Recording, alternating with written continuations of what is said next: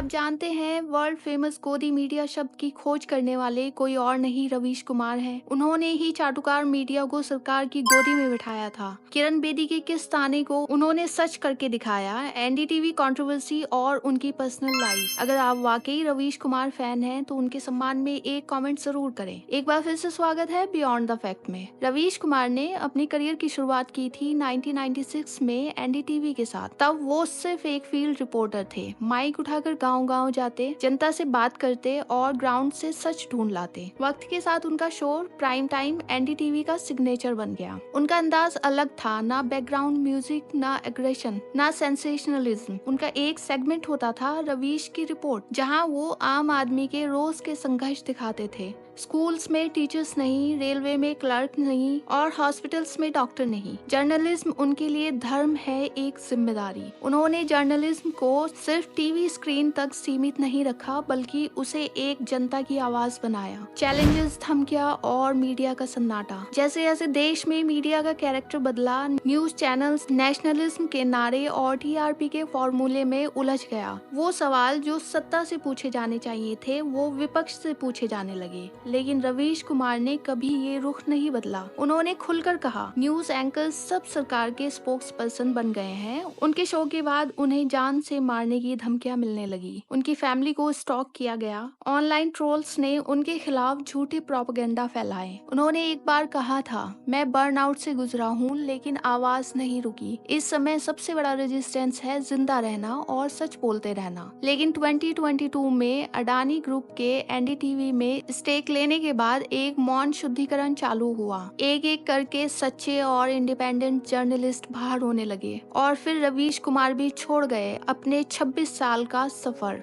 जब एनडीटीवी से रवीश कुमार ने रिजाइन किया, पूरा इकोसिस्टम खुशियां मना रहा था। उनकी एग्जिट को एक जीत माना जा रहा था। अंधभक्त कह रहे थे, ये अब कहां जाएगा, क्या करेगा। लेकिन रवीश वापस आए, एक कॉर्पोरेट मीडिया हाउस के साथ नहीं, अपने खुद के यूट्यूब चैनल के साथ। और सिस्टम जिसे अंत समझ रहा था, वो रवीश के लिए एक नई शुरुआत बना। किरण बेदीज कॉमेंट। ये बात है 2015 की, जब भारतीय जनता पार्टी ने किरण बेदी को दिल्ली सीएम के लिए चुनाव में अपना कैंडिडेट बनाया। उस वक्त रवीश कुमार उनका इंटरव्यू लेने उनके आवास पर गए थे। वहाँ उन्होंने उनको बाहर ही काफी देर इंतजार कराया था। फिर कहीं जाकर उन्हें इंटरव्यू के लिए बुलाया गया तो वो अपने वॉकिंग शू की लेस बांध रही थी। दोनों में हाय हेलो हुई। रवीश कुमार को पता चला वो वॉक करते करते ही इंटरव्यू देंगी। रवीश कुमार ऑलमोस्ट दौड़ते हुए उनका इंटरव्यू कर रहे थे। वो काफी घमंड में दिख रही थी, जैसे कि वो हमेशा रहती ही है। फिर उन्हें रेमन मैग्सेसे अवार्ड के लिए रवीश कुमार ने बधाई दी तो उन्होंने एक ताने की तरह उन्हें जवाब देते हुए कहा, मैग्सेसे अवार्ड ऐसे ही हर किसी को मिल जाता है क्या?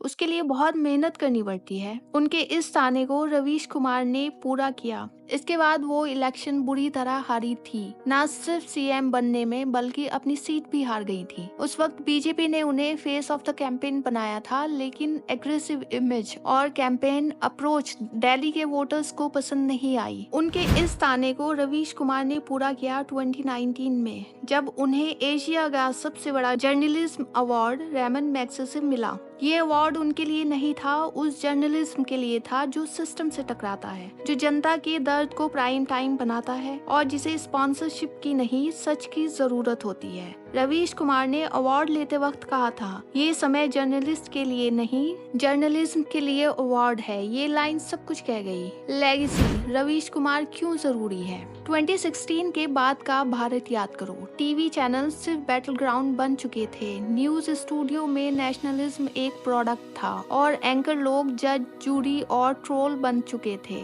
तभी रवीश कुमार ने नेशनल टीवी पर एक शब्द बोला, गोदी मीडिया। एक लफ्ज जो पूरी मीडिया इंडस्ट्री का आईना बन गया। मीडिया जो सत्ता के सामने झुकती नहीं बल्कि गोदी में बैठ जाती है। इस शब्द में ताकत थी और पूरे सिस्टम को चुभन भी। रवीश कुमार ने किसी का नाम नहीं लिया, लेकिन सबको समझ आ गया ये अटैक है उन सब पर जो मीडिया का मास्क पहने हुए हैं। लोग हंसे, मीम्स बने, लेकिन इसके पीछे का दर्द एक सच्चा पत्रकार ही जान सकता है। आज भी जब गोदी मीडिया शब्द का इस्तेमाल होता है, लोग याद करते हैं इस शब्द के पीछे किसी की चीख थी। वो चीख थी रवीश कुमार की, जिसने वो सच बोला जिसे सुनने को जमाना तैयार नहीं था। अगर जर्नलिज्म कभी स्कूल बना तो रवीश कुमार उसके सबसे ईमानदार टीचर होंगे। उन्होंने करियर की चिंता नहीं की, अपने दर्शकों के संविधान की चिंता की। उन्होंने टीआरपी के लिए मसाला नहीं दिया, जनता के लिए असली सवाल दिए। और जब पूरा सिस्टम मिलकर उनकी आवाज को दबाना चाहता था, उन्होंने माइक उठाया, यूट्यूब पर आए और फिर ये साबित कर दिया, जब तक देश में एक भी सच्चा सवाल बचा है, रवीश कुमार जिंदा है। बचपन और पर्सनल लाइफ। रवीश कुमार का जन्म 5 दिसंबर 1974 को हुआ था।